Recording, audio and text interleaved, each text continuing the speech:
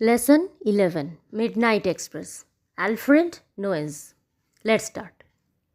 Alfred Noyes, 1880 to 1958, was a renowned English poet who is best known for his ballads The Highwayman and The Barrel Organ.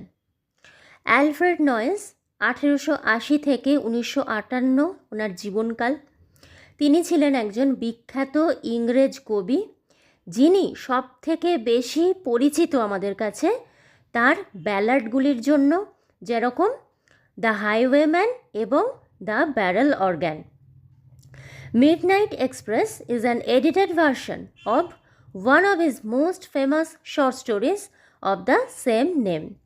Midnight express হলো একটি edited version তারই এই একই নামে লেখা।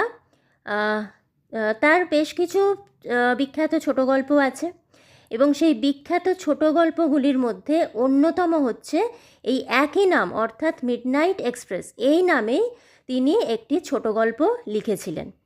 তো সেটি হচ্ছে তার অন্যান্য বিখ্যাত শর্ট স্টোরিগুলোর মধ্যে একটি অন্যতম, যেটা থেকে এই মিডনাইট এক্সপ্রেস বলে যে টেক্সটটা, এই টেক্সটটি হচ্ছে ওই গল্পের এডিটেড ভার্সন, অর্থাৎ ওই গল্পটি থেকে এই টেক্সটটি এডিট করে নেওয়া হয়েছে। In the next video, I'll start the chapter.